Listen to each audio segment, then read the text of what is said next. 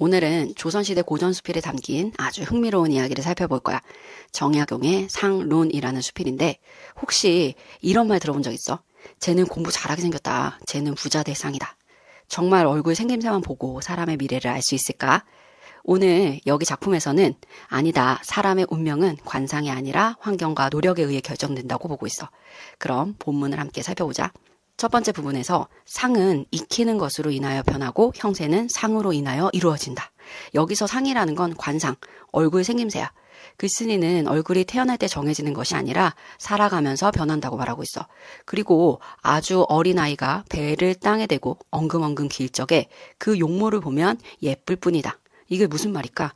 갓난아이의 얼굴만 보고 이 아이는 부자가 될 거다. 이렇게 말할 수 없다는 거지. 왜냐하면 아직 어떤 삶도 살지 않았기 때문이야. 두 번째 문단을 보면 글쓴이는 생활 환경에 따라 얼굴도 달라진다고 설명해.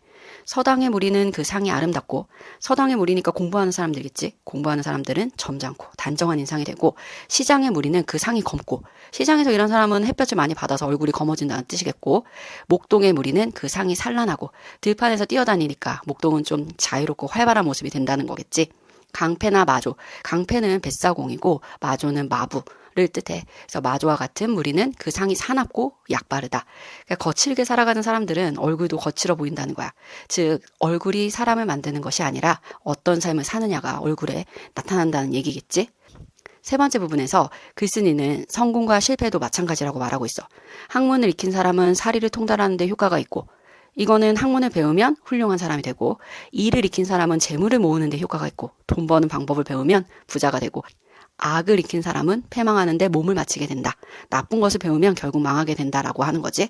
그런데 사람들은 결과만 보고 원래 저 사람은 성공할 상이었어 라고 말하는 걸 완전히 잘못된 생각이라고 비판하고 있어.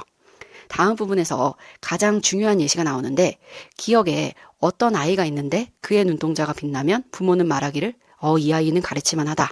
이건 부모가 아이를 보고 똑똑하게 생겼네 라고 생각하면서 책도 사주고 그 아이를 위해서 스승도 정하게 되고 좋은 선생님도 붙여주고 재상이라는 거 높은 자리에 이르게 된다.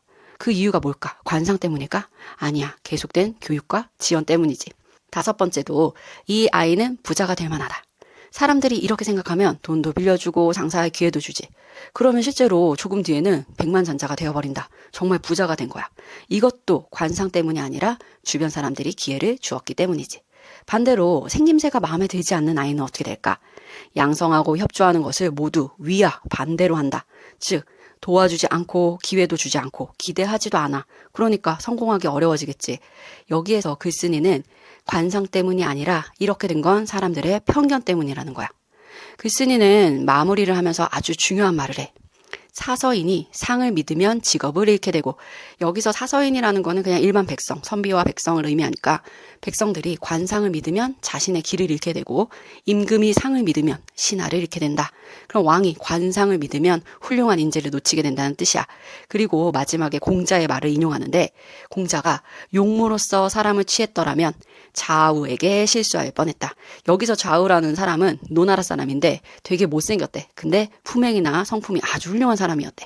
만약에 얼굴만 보고 사람을 판단했다면 훌륭한 인재를 놓쳤을 것이라는 뜻이야. 자, 오늘 배운 작품의 핵심은 많은 사람들이 성공할 상, 부자 될 상 이렇게 얘기하지만 사람의 미래를 만드는 건 얼굴이 아니라 교육이라던가 환경, 노력, 그리고 기회라는 거지.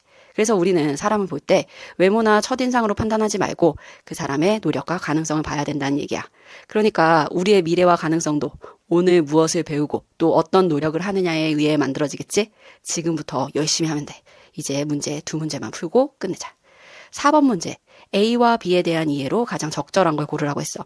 선택지 1번을 보면 A에서 형세는 상으로 인하여 이루어진다는 글쓴이의 인식은 B에서 그 상이 이렇게 생겼기 때문에 그 익히는 것이 저와 같다는 사람들의 생각과 상통한다. 여기서 상통이라는 어휘를 모르면 헷갈릴 수도 있는데, 상통이라는 건 서로 통한다라는 거. 그게 무슨 말이야? 의견이 같거나 생각이 비슷하다는 의미지. 그러니까 이건 완벽히 틀린 답이지. 사람들의 생각에 글쓴이는 비판하고 있잖아. 선택지 4번은 A의 무리가 나누어짐으로써 익히는 것이 서로 달라진다는 글쓴이의 진술을 B에서 서당의 무리, 시장의 무리 등으로 구체적인 양상으로 드러난다. 바로 이게 정답이지. 자, 5번 기억에서 디귿에 대한 설명으로 가장 적절한 것. 자, 모두 어떤 아이의 밑줄이 그어져 있지? 기역, 니은, 디귿 다 어떤 아이야? 자, 기역은 재상에 이르는 아이고 니은은 부자가 되는 아이. 디귿은 어때? 성공하지 못하는 아이잖아. 이렇게 구분되는 이유가 뭐야? 5번 선택지 보면 기역, 니은, 디귿 모두 성장하는 데 있어서 주위 사람들의 평가가 영향을 준 경우를 보여주는 거지.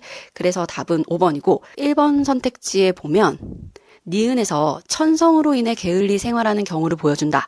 이 천성이라는 건 글쓴이가 중요하게 생각하는 노력과 반대되는 개념이지. 타고난 것보다는 나중에 노력을 중요하게 봤으니까 틀린 답이야. 그래서 정답은 5번. 오늘 수업은 여기까지.